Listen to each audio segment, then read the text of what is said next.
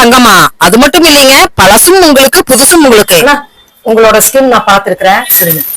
பழசும் உனக்கு புதுசும் உனக்கு அப்படிங்கிற மாதிரி நான் உனக்கு பாத்துருக்கேனுங்க. சரிங்க. சோ அந்த ஸ்கின்னை நான் நகை எடுக்கலாம்னு வந்திருக்கேன். பழசு என்ன வச்சிருக்கீங்க? பழசு என்னோட செயின். ஓகே. புதுசு என்ன பார்க்கலாம்? செயினை பார்த்துக்கலாம். செயினை பார்த்துக்கலாம். பழசு முகப்பு வச்சுருங்க. முகப்பு வச்சு. ஆமா. இது வந்து 2.5 பவுன் இருக்குங்க. 2.5 பவுனுங்க. இது ஆன்டிக் முகப்புங்க. நல்லா இதெல்லாம் ஃபாஸ்ட் மூவிங் அதான் உங்களுக்கு காமிச்சேன். சரிங்க. சரி சரிங்க.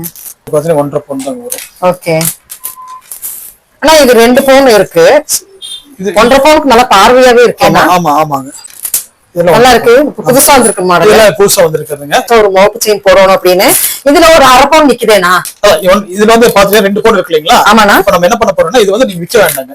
விற்க வேண்டாம். வேண்டாம். இது விற்க வேண்டாம். சரிங்களா? இது வித்துட்டு நீங்க வந்து இந்த நகை வாங்குறதுக்கு பதிலா இது விற்காத இந்த நகை வாங்கக்கூடிய ஸ்கீம் எங்கிட்ட இருக்குது. அப்படிங்களா? ஆமா ஆமா. சரி சரிங்க. இது என்ன கேட்டா இது வந்து நாங்க வந்து நம்ம பேங்க் இருக்குங்க, ஃபெடரல் பேங்க்னு பேங்க் இருக்கு. சரிங்க. அங்க வந்து நாங்க ப்ளெட்ஜ் பண்ணி கொடுத்துருவோம். இதுக்கு என்ன ஆவணம் வேணும்னா? இதுக்கு உங்க ஆதார் கார்டு மட்டும் இருந்தா போதுங்க.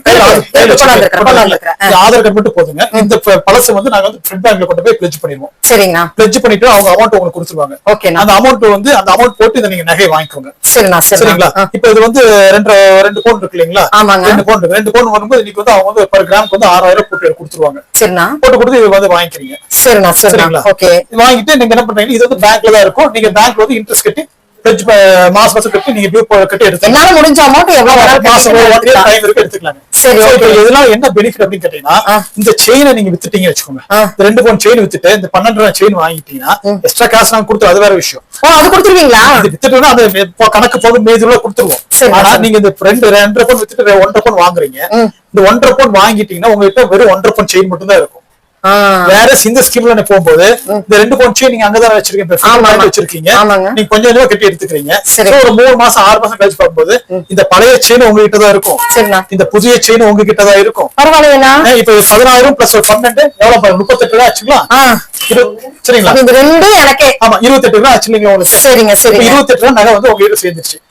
இது விக்காம வித்து வாங்குனீங்கன்னா உங்களுக்கு 12 கிராம் தான் இருக்கும். இது யாருக்கெல்லாம் அப்ளிகபிள் ஆகும்? எல்லாரும் யாருக்கெல்லாம் பல நகை வச்சு புது நகை வாங்குறாங்களோ அவங்க எல்லாத்துக்கும் இது அப்ளிகபிள் தான். ஓகே. சோ என்னன்னு கேட்டீங்கன்னா இன்னைக்கு வந்து இது வித்துட்டீங்க. இப்ப வித்துட்டு இன்னைக்கு 9000 ரேட் இருக்கு. இது ஆஃபர் கேட்டவங்க இது வந்து 9000 ரேட்டுக்கு நான் எடுத்துட்டேன். சரிண்ணா. நாளைக்கு வந்து இதே மறுபடியும் எனக்கு வந்து நம்ம அன்னைக்கு 2 பவுன் கொடுத்து 1.5 பவுன் தான் வாங்கியிருக்கோம். நம்ம இன்னும் ஒரு 3 பவுன் வாங்கணும்னு சொல்லி இன்னொரு செயின் வாங்கணும்னு சொல்லி வாங்குறது அந்த இன்னைக்கு வந்து ரேட் வந்து ஜாஸ்தியா இருக்கும். சரிங்களா? அப்ப இன்னைக்கு 9000 வித்துருக்கீங்க. நாளைக்கு வந்து 10000 11000 இருக்கு. நீங்க 10000 கொடுத்து 11000 கொடுத்து எக்ஸ்ட்ரா 1000 2000 கொடுத்து வாங்குறீங்க. சோ சூழ்நிலை உருவாக கூடாதுன்னு தான் நான் வந்து பிளட்ஜ் பண்ண சொல்றோம். பிளட்ஜ் பண்றதுல என்ன விஷயம் கேட்டா இப்ப இது 2 பிளட்ஜ் பண்ணி இப்ப வந்து உங்களுக்கு 28 கிராம் வந்து இப்ப நீங்க என்ன பண்றீங்கன்னா 28 கிராம் எடுத்துட்டு ஒரு 5 பவுன் நகை எடுக்கிறீங்க வச்சுக்கோங்க. 5 பவுன் 4 பவுன் நகை இது 2 கூட பிளட்ஜ் பண்ணி 4 பவுன் செயின் எடுத்துக்கலாம்.